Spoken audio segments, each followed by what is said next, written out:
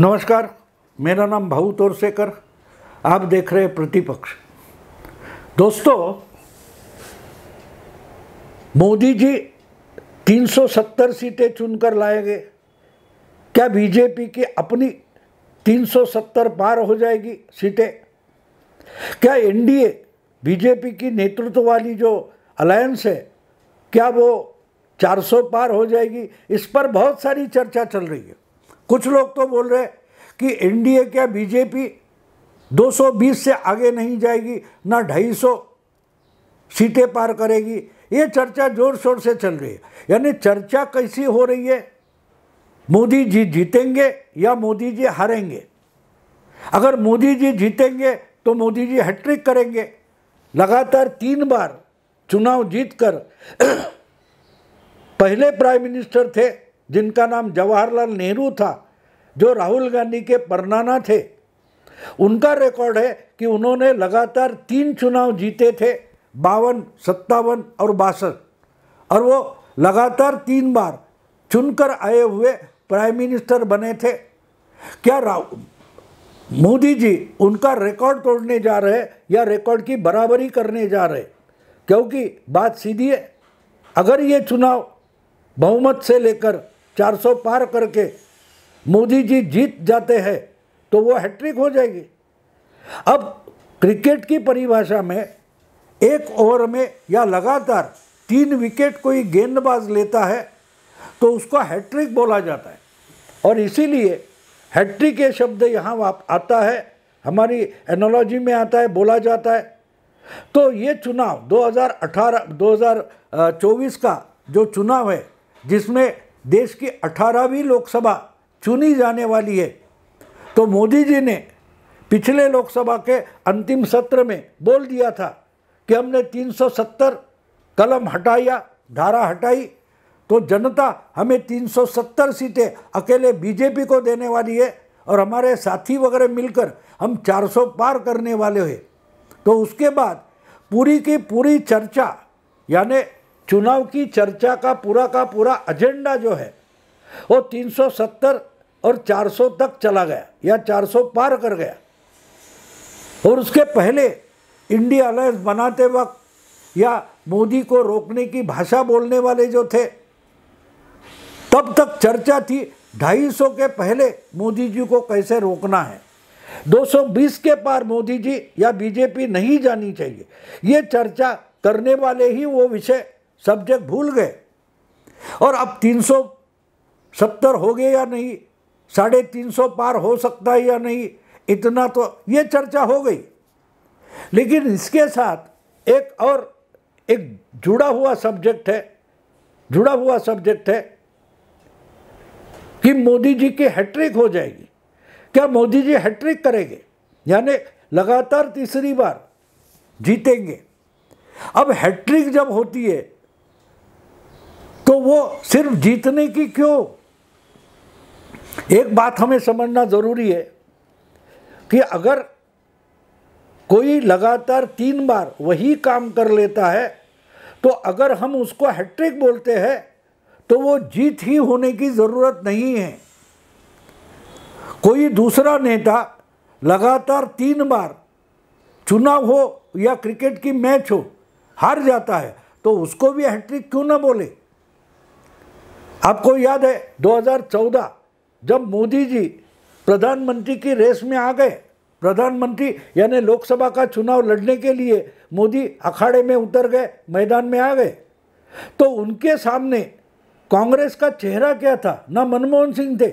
हाँ, मनमोहन सिंह उस वक्त देश के प्रधानमंत्री थे, प्रधानमंत्री के कुर्सी पर बैठे थे, लेकिन कठपुतली जैसे उस प्रधानमंत्री को सोनिया गांधी खेल कर रही थी उनके साथ।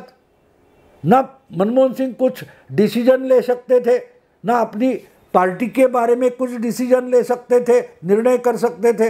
हर निर्णय सरकार का हो या पार्टी का हो, सोनिया गांधी लेती थी। और 2013 यानी 2014 के चुनाव के 1 साल पहले से अगला प्रधानमंत्री कांग्रेस की तरफ से राहुल गांधी हो गए, इसकी चर्चा शुरू हो गई थी। मोदी जी मैदान में आए भी नहीं थे उसके पहले से राहुल गांधी को प्रधानमंत्री बनाने की चर्चा शुरू हो गई थी।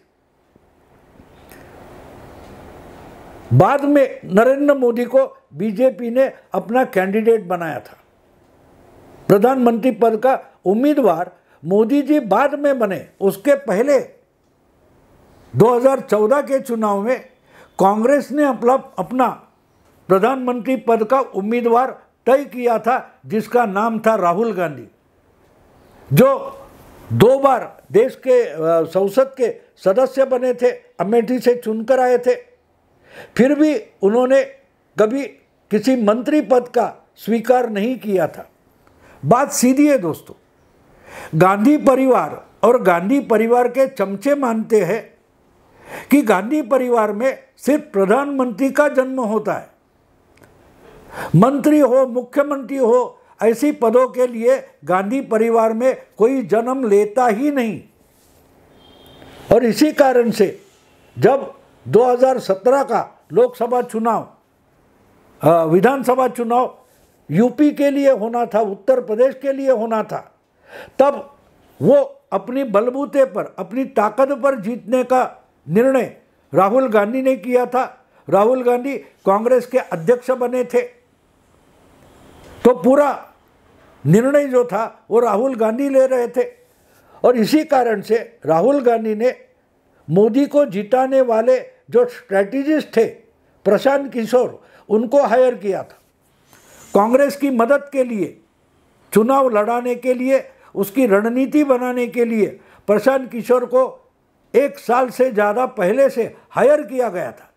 प्रशांत किशोर पूरा उत्तर प्रदेश घूम रहे थे, पार्टी की स्थिति देख रहे थे, पार्टी के छोटे छोटे जिले में जाकर मीटिंगें कर रहे थे, कार्यकर्ताओं से इंटरैक्ट कर रहे थे। क्यों? क्योंकि प्रधानमंत्री या सत्ता का, दिल्ली की सत्ता का रास्ता यूपी से होकर निकलता है, यही बात बार बार बोली जाती है।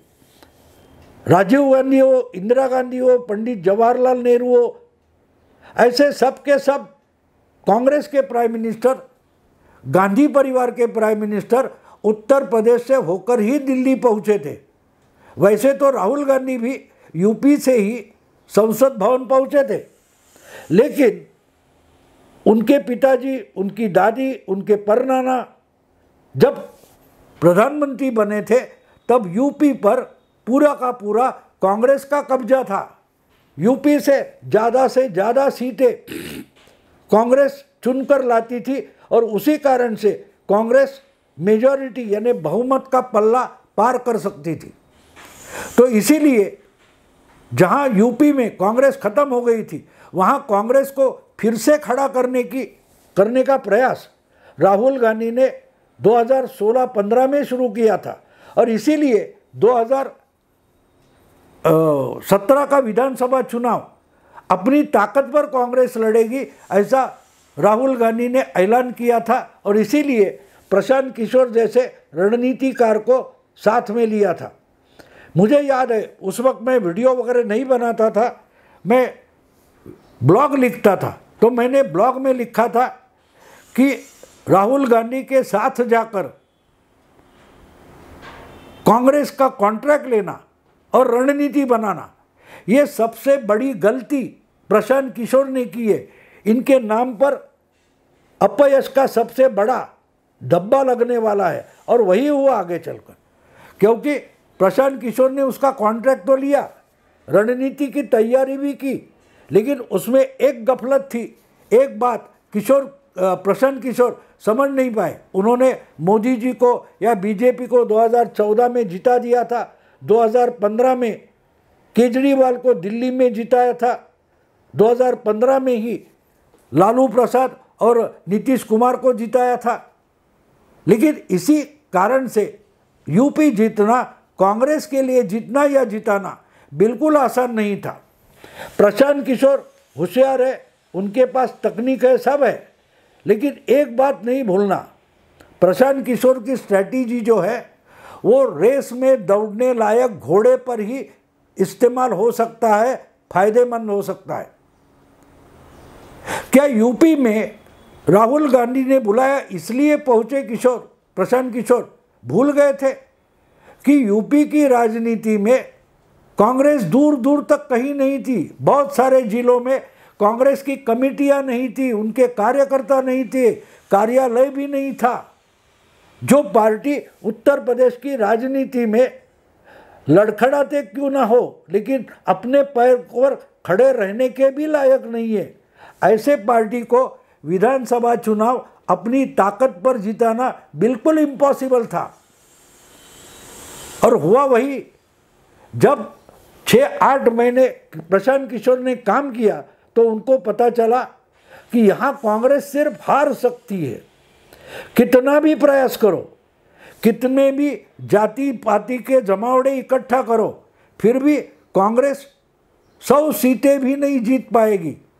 इसका जब ये बात जब समझ में आई, तब प्रशांत किशोर ने कांग्रेस और समाजवादी पार्टी का अलायंस बनाने का एक प्रस्ताव रखा था। लेकिन उसके पहले की एक बात है, मैंने मेरा आर्टिकल में लिखा था, प्रशांत किशोर एक बात भूल जाते कि वो जब किसी पार्टी को चुनाव जिताने के लिए मदद करते हैं तो वो पार्टी उन्होंने बताए हुए रणनीति पर बिना सवाल पूछे चल जाती है, लड़ जाती है। यहाँ राहुल गांधी या गांधी परिवार ऐसी चीज़ है जो किसी का सुनने वाली है नहीं। आप उनको समझा सकते हो, लेकिन वो उनको जो नापसंद चीज़ है वो सुनना भी नहीं चाहते, ना समझ पाते, ना समझना चाहते।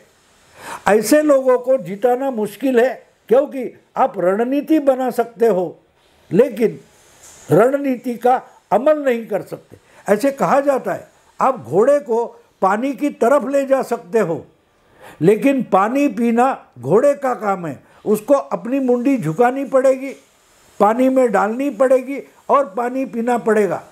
आप घोड़े को पानी पिला नहीं सकते, वो घोड़े को खुद को पीना पड़ता है। तो यही बात 2015 के उत्तर प्रदेश विधानसभा चुनाव की थी। अच्छी रणनीति प्रशांत किशोर बना सकते थे, लेकिन क्या उस रणनीति पर चलने के लिए राहुल गांधी राजी हो सकते हैं? तो मैंने कहा था बिल्कुल नहीं।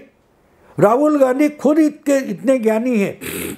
अब आजकल प्रशांत किशोर भी जब राहुल गांधी पर सवाल पूछा जाता है तो बोलते हैं वो राहुल गांधी तो खुद ही बहुत बड़े ज्ञानी हैं, क्योंकि प्रशांत किशोर ने उसका अनुभव किया था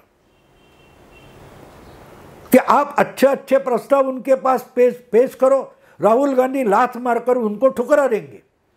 मुझे याद है उस वक्त राहुल गांधी के लिए प्रशांत किशोर ने एक प्रस्ताव 2017 के यूपी चुनाव के लिए रखा था कि राहुल गांधी को ही यूपी का मुख्यमंत्री बनाने के लिए चेहरा बनाकर पेश किया जाए। रणनीति अच्छी बनाते हैं प्रशांत किशोर, लेकिन राजनीति भूल जाते हैं कि जिस खानदान में सिर्फ प्रधानमंत्री पैदा होते हैं, उस खानदान के उभरते चेहरे को आप मुख्यमंत्री बनाना चाहते हो। ये उस परिवार का और उस उभरते चेहरा का ही सबसे बड़ा अपमान था। अर्थात राहुल गांधी को मुख्यमंत्री पद का चेहरा बनाने का प्रस्ताव ठुकराया गया।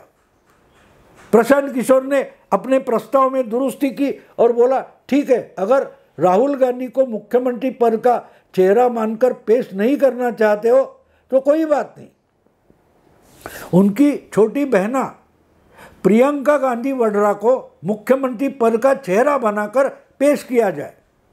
वो भी ठुकराया गया, क्योंकि लड़की हो फिर भी उनका जन्म तो गांधी परिवार में हुआ है और गांधी परिवार प्रधानमंत्री के नीचे कोई भी पद अपमान समझता है, तो वो भी प्रस्ताव ठुकराया गया। फिर प्रशांत किशोर ने तीसरा प्रस्ताव रखा था कि भाई कम से कम कोई ब्राह्मण चेहरा मुख्यमंत्री पद के लिए कांग्रेस की तरफ से पेश किया जाए। तब मुझे याद है रीटा बहुगुणा जोशी उत्तर प्रदेश कांग्रेस की अध्यक्षा हुआ करती थी। उनको लगा था कि शायद उनको ही मुख्यमंत्री पद का चेहरा बनाकर पेश किया जाएगा, लेकिन ऐसा हुआ नहीं। और उनकी जगह दिल्ली में दिल्ली में 3 बार मुख्यमंत्री रही शीला दीक्षित को, यानी उमाशंकर दीक्षित की जो बहू थी, उनको यूपी का मुख्यमंत्री चेहरा बनाकर पेश किए जाने का प्रस्ताव सामने आ गया। उनको यूपी में भेजा गया, बुलाया गया, लेकिन उसके बहुत जल्दी 2-3 हफ्ते में अचानक प्रशांत किशोर की समझ में आ गया ये तो रणनीति डुबाने पर तुले हुए हैं, तो कांग्रेस ने अकेले यूपी का चुनाव लड़ने की बात ही छोड़ दो। कांग्रेस और समाजवादी पार्टी की अलायंस गठबंधन बनाने के उन्होंने प्रस्ताव पेश किया, उस पर भी अड़ंगे लगाए गए। जब अखिलेश से बात की थी तो अखिलेश से मिलने को भी राहुल गांधी ने इनकार कर दिया। फिर गुस्से में आकर अखिलेश ने अपने पार्टी के कैंडिडेट डिक्लेयर कर दिए। बहुत सारा तमाशा हुआ और आखिर में यह अलायंस तय हो गई कि 300 सीटों पर समाजवादी पार्टी लड़ेगी, 100 सीटों पर कांग्रेस पार्टी लड़ेगी और यूपी के लड़के बनकर एक हैशटैग बनाया गया, जोर शोर से नाटक चला। कहने का मतलब दोस्तों ये है कि प्रशांत किशोर को ही देश के सबसे अच्छे आधुनिक रणनीतिकार को राहुल गांधी ने उत्तर प्रदेश के विधानसभा चुनाव में 2017 में हरा कर दिखाया। हाँ, चुनाव मोदी जी जीत गए, योगी का नाम तो उस वक्त था ही नहीं।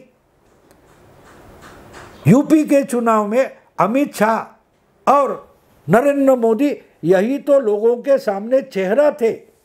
फिर भी 403 में 325 सीटें बीजेपी जीत गई और कांग्रेस इतनी बुरी तरह से हार गई, इतनी बुरी तरह से हार गई कि जो कुछ उनकी 25-24 सीटें थी वो 6 या 7 सीटें बच गई समाजवादी पार्टी से हाथ मिलाने के बाद। कहने का मतलब ये है कि राहुल गांधी जो अच्छा प्रस्ताव है वो कैसा बिगाड़े इसके लिए बड़े माहिर है। और इसी कारण से 2014 का चुनाव कांग्रेस बुरी तरह से हार गई। इतिहास में कांग्रेस को इतनी कम सीटें नहीं मिली थी, उतनी यानी 44 सीटें मिली, जिसके लिए लोकसभा में विरोधी नेता पद जो होता है, नेता प्रतिपक्ष, नेता विपक्ष, ये भी पद कांग्रेस को मिल नहीं पाया। यहाँ से राहुल गांधी ने अपनी प्रधानमंत्री बनने की दौड़ शुरू की थी। फिर 2019 आते आते राहुल गांधी कांग्रेस पार्टी के राष्ट्रीय अध्यक्ष बन गए और उन्होंने अपने दोस्त पार्टियों को भी 2019 के चुनाव में डुबो दिया और जो अपनी 44 सांसद की पार्टी थी उसको 52 पर लाकर खड़ा कर दिया। तो मतलब इतना ही है दोस्तों कि राहुल गांधी ने कांग्रेस को 2 बार लोकसभा में बड़ी शर्मनाक पराजय के पास लेकर जाने की बड़ी ताकत लगाकर कोशिश की। अगर 2 बार राहुल गांधी कांग्रेस को, हाँ एक बात है कि रिकॉर्ड आप चेक करेंगे तो लगेगा कि मोदी जी ने कांग्रेस को बड़ी बुरी तरह से हरा दिया 14 में और 19 में, लेकिन ये गलतफहमी दूर करो। मोदी के नाम पर जीत दिखाई दे रही है, लेकिन कांग्रेस को मोदी जी ने नहीं हराया। हाँ, कांग्रेस के पास 14 के पहले 9 या 4 में भी बहुमत नहीं था, फिर भी सत्ता उन्होंने हथियाई थी, हासिल की थी, लेकिन बहुमत नहीं था। तो राहुल गांधी बीजेपी ने या मोदी ने कांग्रेस को कम सीटें लाने का मौका दिया। खुद के लिए बहुमत लाए मोदी जी, लेकिन कांग्रेस को हराने वाले मोदी जी बिल्कुल नहीं थे।